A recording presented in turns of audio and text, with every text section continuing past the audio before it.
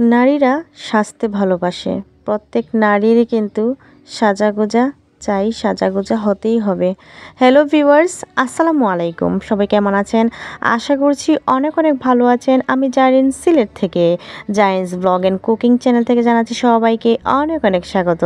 Viewers, প্রতিবারের মতো নতুন আরও একটি ব্লগ নিয়ে আমি আজকে হাজির হয়েছি আপনাদের মাঝে। আজকে আমি কি নিয়ে হাজির হয়েছি? কিছু কসমেটিক্স গুছিয়ে নিব। তো কক্সবাজার যখন আমি গিয়েছিলাম তখন থেকেই কিন্তু আমার ড্রেসিং টেবিলটা অনেক অগোছালো ছিল। কিছুটা গুছিয়েছি, আবার কিছুটা অগোছালো রেখেছিলাম। তো আজকে ভাবলাম আপনাদের মাঝেও শেয়ার করি আমি কিভাবে ড্রেসিং টেবিলের কসমেটিক্সগুলো গুছিয়ে নেই।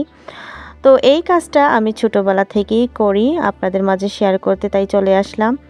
ছোটোবেলা আমি এতটুক পরিমাণ কসমেটিক্সের এত যত্ন করতাম যা বলার বাহিরে। আমার প্রত্যেকটা জিনিসই অনেক যত্নের, অনেক ওই যে কথায় আছে না, যতনে রতন বাড়ে বা মেলে, তো এই কথাই কিন্তু একেবারে সঠিক।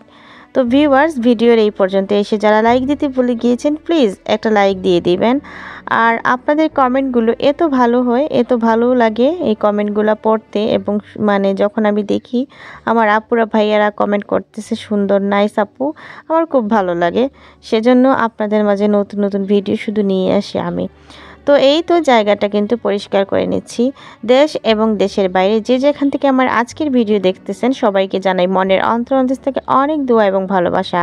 নতুন যারা আছেন তারা আমার চ্যানেলটা সাবস্ক্রাইব করে ভিডিওটা দেখা শুরু করবেন, এবং পুরনো যারা আছেন তাদেরকে তো সাবস্ক্রাইব করা লাগবে না, তারা তো আমার রেগুলার, আমার আপুরা ভাইয়ারা ভালোবাসার। তো তাদের জন্য দোয়া এবং ভালোবাসা। তো এই তো সব গলার সেটগুলো আমি বাহির করে করে প্রত্যেকটা জায়গায় নির্দিষ্ট যে যেটার বক্স সেটাতেই রাখতেছি। আমার এই যে গলার হারটা, এটা কিন্তু আমার খুব ফেভারিট ছিল। যখন আমার বড় মেয়ে পেটে ছিল 4 মাসের, তখনই কিন্তু আমার এই গলার সেটটা আপনাদের ভাইয়া মেলা থেকে দিয়েছিলেন।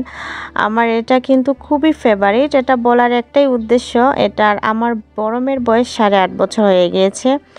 তো এই গলার সেটের বয়স 9 বছর, আমি এখনও যত্ন করে রেখেছি আলহামদুলিল্লাহ। তো প্রত্যেকটা জিনিস আমি আসলে গুছিয়ে রাখতে পারছিলাম না কিছুদিন। আমি মনে করেন একটার পর একটা বিয়ে, একটার পর একটা অনুষ্ঠান এবং একটার পর একটা দাওয়াত ছিল। আর এই দাওয়াতে এই ড্রেসের সাথে এই জুয়েলারি, এই ড্রেসের সাথে চুড়ি, এই ড্রেসের সাথে এইটা সেটা করতে করতে আর গুছানো হয় নাই। তো আমি প্রায় মাসখানেক পরই কিন্তু এগুলা গুছিয়ে নিই, কারণ এগুলা উগোছুলা আমার ভালো লাগে না। আমি যখন ছোট ছিলাম আমার আব্বা অনেক আদর করে আমাকে মানে একটা ড্রেসিং টেবিল, বড় একটা ড্রেসিং টেবিল বানিয়ে দিয়েছিলেন শুধু আমি কসমেটিক্স রাখার জন্য। আজকে আমার আব্বা দুনিয়াতে নাই, কিন্তু এই কথাটা মনে পড়তেছে। মানে যখনই আমি এই জিনিসগুলো গুছাই তখনই কিন্তু এই কথাটা মনে পড়ে যে আব্বা এই কসমেটিক্স রাখার জন্য আমাকে আলাদাভাবে একটা বড় সড়ো করে, একটু ফ্রি আপ করে, সুন্দর করে একটা ড্রেসিং টেবিল দিয়েছিল বানিয়ে। যাই হোক, আর কি বলবো, এগুলা মনে হলে খুব কষ্ট হয়। সবাই আমার আব্বার জন্য দোয়া করবেন। আমার আব্বা দুনিয়াতে নাই, আল্লাহ যেন জান্নাতবাসী করেন আমার আব্বাকে। অঝরে যে কোনো সময়ে হঠাৎ করেই চোখের কোণে পানি চলে আসে, বাবার কথা মনে হলে মনে হয় পুরো পৃথিবীটাই ভেঙে যায়।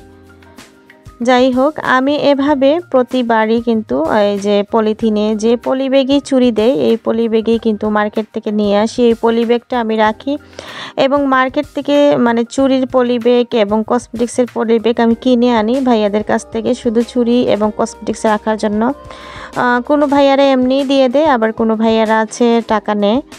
তো এই তো আমি ঘড়িগুলো ঠিকঠাক করে রেখেছি। প্রথম যে ঘড়িটা, এটা কিন্তু আমার অনেক ব্রাইডাল একটা ঘড়ি, আর এটা যারা পাপা আমাকে গিফট করেছিল, অনেক সুন্দর একটা ঘড়ি, ব্রাইডাল ঘড়িটা উনি গিফট করেছিল। আর এখানে কালো একটা ঘড়ি দেখিয়েছি, এটা কিন্তু যারা পাপা ঘড়ি, তো যারা কিন্তু তার পাপাকে গিফট করেছিল গত বছর ম্যারেজ ডেতে। তো আসলে আলহামদুলিল্লাহ সব কিছু এভাবে কিন্তু গুছিয়ে রাখছি, যেহেতু রোজা রমজান চলে এসেছে।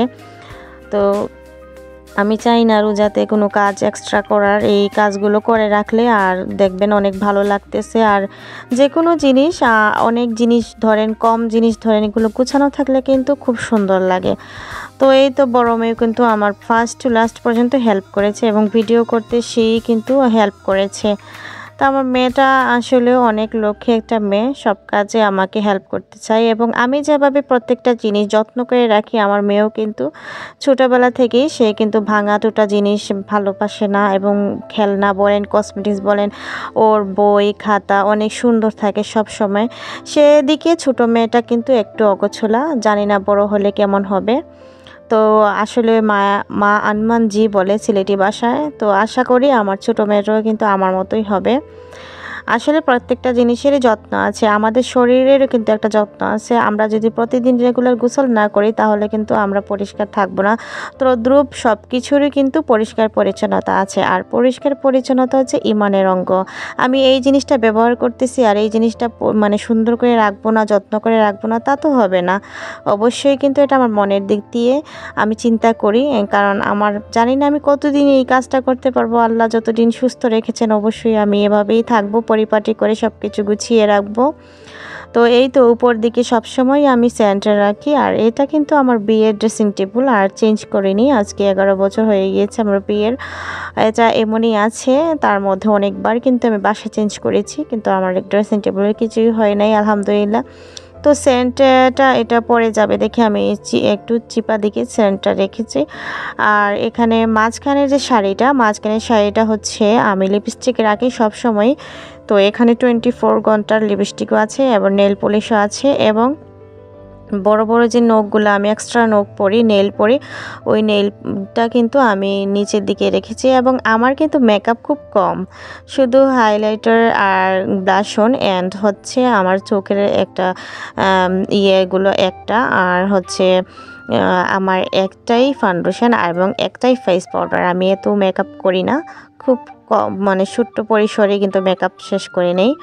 তো এই তো চুড়িগুলো কিন্তু এভাবে রেখেছি, এবং পিছনের যে বক্সগুলো, পিছনের বক্সগুলোতে সব গলার হার সব কিছু শাড়ির সাথে ম্যাচিং করে রেখেছি।